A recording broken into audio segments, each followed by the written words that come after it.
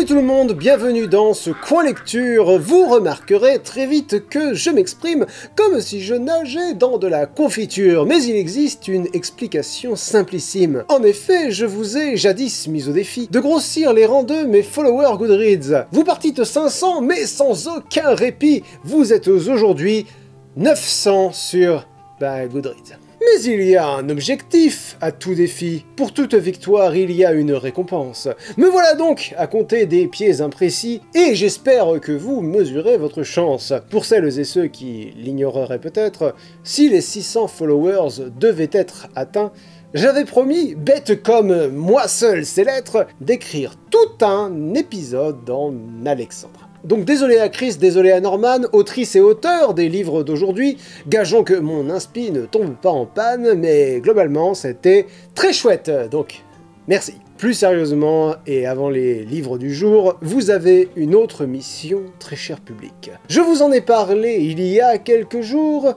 dans une vidéo sur laquelle nul n'a cliqué. Cela concerne Twitch et 35 500 followers. Oui, je sais, c'est beaucoup, mais j'ose. Voilà moi du futur, vous tenant au courant d'où en est le défi, tolérez-le en prose. Eh oui, bonsoir, et vous êtes actuellement 35 938 à me suivre sur Twitch.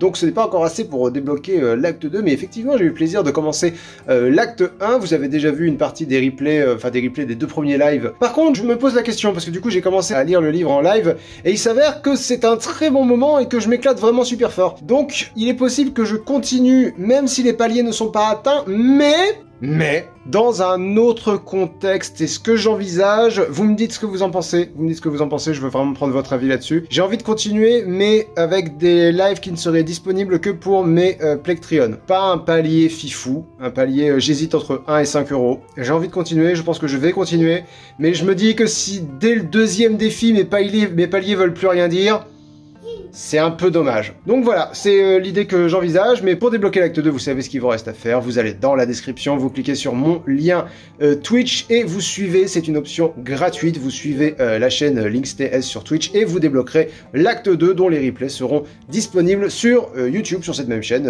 Linksoft, voilà. Je laisse la parole à moi du passé qui va galérer à dire ces alexandrins, vous allez voir, la performance est moyenne, mais l'écriture est pas mal.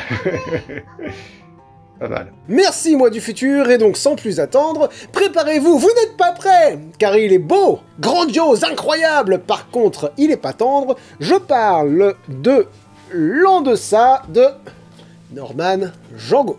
Ont-ils heurté une île, un récif, ou bien pis?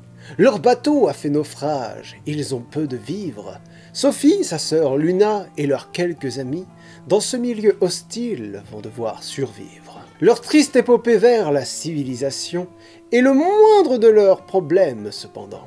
Ils arrivent vite à l'effroyable conclusion, il n'y a plus une goutte d'eau dans les océans. C'est déjà pas facile résumer un roman, mais alors pour le faire en comptant 12 pieds, c'est un plaisir, un délice de chaque instant. Mais oui, donc lors de ça, qu'est-ce qu'on en a pensé? Définissons déjà un cap clair, un A+. Et je ne suis pas en train de dire au revoir. A+, comme dans, A, mais avec un plus. Note que Norman est habitué à avoir. Souvenez-vous, il y a quelques années, nous parlions de son premier roman, Le 7e continent. Ce fut un coup de cœur, et plus encore, au fond, mon ouvrage préféré parmi vos romans. Pour les non-habitués, déjà soyez bienvenus, sachez que d'habitude, je parle normalement, et que, de temps en temps, mon public ingénu me fait parvenir aux joies ses propres romans. Ça sonnait ironique, ça ne l'était pas, car cela m'a permis de rencontrer tantôt des plumes que je n'aurais pas connues sans ça, comme ce fut le cas pour donc Norman Jango. J'ai dit à chaque fois que j'en ai eu l'occasion que Le 7e continent était mon préféré des livres écrits par mon public, ou sinon, ça se bat sur le podium, premier égalité. Et je pense que L'an de ça bat ce record.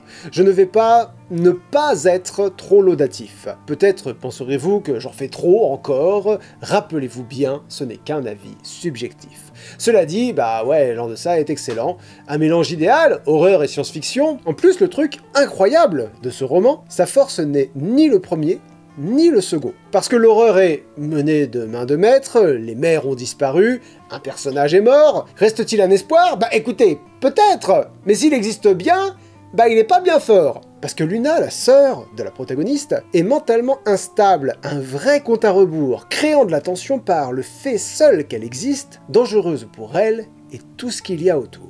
Pour l'aspect science-fiction, le roman est traité avec un sérieux qu'on ne peut prendre en défaut. L'absence des océans va avoir des effets qui ne vont pas être ignorés à loin s'en faut. Des effets sur la faune et la flore bien sûr, des effets sur la santé, mentale et physique, tout va se décomposer, l'air va devenir impur, un cauchemar d'anticipation écologique. Mais ce que ce roman est vraiment dans son cœur, comme d'ailleurs c'est montré sur la couverture, c'est une histoire compliquée entre deux sœurs, entre lesquelles il y a une fissure. Je vais faire la comparaison que j'ai déjà faite sur Goodreads, mais par contre j'ai bien peur qu'elle soit excessive, donc je la dis tout bas, c'est avec Stephen King, le maître de l'horreur. Mais j'ai trouvé, dans l'en deçà, beaucoup de King. Le fantôme sarcastique des Langoliers, le très lent changement en monstre du Shining, comme dans Misery, la conscience du danger, avec lequel tu dois vivre en promiscuité. Le roman se passe dans la tête en partie d'un individu dangereux et dérangé, l'Outsider, Dr. Sleep, le Shining, Misery. Il y a même un peu la brume quand on y réfléchit. Les persos vivent leur vie et bam, surnaturel. Enfin voilà, je sais que j'ai beaucoup ressenti des choses qui chez King sont plutôt habituelles. Je vais conclure dans l'excès, pardonnez-moi, mais je le pense donc d'en faire trop, n'ayons pas peur. S'il était un livre de Stephen King, l'en deçà figurerait, je pense, parmi les meilleurs. Donc oui, c'est une chaude recommandation, je place la barre très haut et je le sais. Faites-vous vous-même votre propre opinion et vous me direz ce que vous en aurez pensé. Changement de registre ? Point d'interrogation. Du thé pour les fantômes de Chris Vuklicevic. C'est légitime de se poser la question, après tout, il est question de contes horrifiques. Et c'est là encore l'histoire de deux sœurs. D'abord Félicité, passeuse de fantômes, et ensuite Agonie, sorcière. Ça fait peur. Deux sœurs jumelles liées depuis qu'elles sont mômes. Mais un très funeste soir, elles se séparent. 30 ans passent de solitude et de silence. Quand leur mère meurt, elles se retrouvent. Trop tard ? Peut-être bien. Ou pas. Peut-être est-ce une chance. Une chance pour elles d'apprendre à se connaître, surtout de découvrir les secrets de leur mère, femme multiple qui, avant de disparaître, n'a pas pu achever ses derniers mots sur Terre. Vous l'aurez compris, c'est une toute autre ambiance. Ici, on est plus dans une horreur poétique, et c'est dans la droite lignée, d'ailleurs, je pense, du tout premier livre de Chris Vuklicevic. Souvenez-vous, on en avait déjà parlé, et mon avis avait été coup-ci coup-ça. Ça s'appelait Derniers jours d'un monde oublié, très bien écrit, mais beaucoup trop sombre pour moi. Ici, on peut pas dire qu'on baigne dans la lumière. Les enjeux restent durs, les personnages gris, il y a des fantômes, il y a des sorcières, mais c'est toujours aussi bien, sinon mieux, écrit. Le style de l'autrice est très particulier, il ne ressemble à rien de ce que j'ai lu ailleurs, les mots sont précis, les émotions incarnées, le deuil, la culpabilité, comme la peur. En fait, la tension vient du fait que les deux sœurs ont été traitées différemment par leur mère. Félicité, bien sûr, a reçu le meilleur. Agonie est, disons, née pour être une sorcière. Le livre parle beaucoup de l'inné et l'acquis, et finalement, un peu contre toute attente, tu te retrouves à éprouver plus d'empathie pour celle qui, en fait, n'est pas la vraie méchante. Bref, les personnages sont complexes et subtils, et là, je ne parle que des protagonistes. J'ai 3 persos secondaires en tête, mais il faut bien sûr qu'à l'appel du spoiler, je résiste. Si vous voulez en savoir davantage sur eux, rendez-vous demain sur Twitch dans mon émission, où nous spoilons, mais sans vergogne, au coin du feu. Vous trouverez le lien dans la description. Mais je voulais revenir sur le gros point fort de ce roman, du moins d'après moi en tout cas, et c'est l'atmosphère, car elle y mêle la mort et la violence et la douceur en contrepoids. Car toute la magie qui entoure le thé, ses effets tant sur les vivants que sur les morts, donnent au récit ce qu'il faut de légèreté pour ne pas se sentir oppressé par le sort des deux sœurs, de leur mère et d'autres personnages. D'ailleurs j'ai oublié, mais bien sûr c'est un A. C'était pas évident avec les premières pages, après faut voir si la magie opère ou pas. Moi j'ai été séduit par plein de bonnes idées, rien que faire parler des fantômes grâce à du thé, l'idée des outre-noms, blazes dissimulés au sein de nos prénoms, scellant nos destinées, la mère au sans-visage, les passages en vers, le narrateur qui nous parle, droit dans les yeux, c'est beaucoup d'inventions et plein d'idées super, qu'on évoquera demain sur Twitch au coin du feu. Bien sûr, c'est une recommandation encore, l'atmosphère est intense et la plume sublime. J'en serai dès que le prochain Vu Klisevic sort, et la prochaine fois, on fera pas ça en rime. Et voilà qui conclut ce premier épisode un peu plus court, mais je pense que vous comprendrez. Je rappelle, cette émission est dispo en podcast sur toutes vos plateformes préférées. La semaine prochaine, nous ne parlerons que d'un seul livre, Les 5 de Mathieu Rochelle, qui s'avère par ailleurs être un plectréon, ce qui me permet de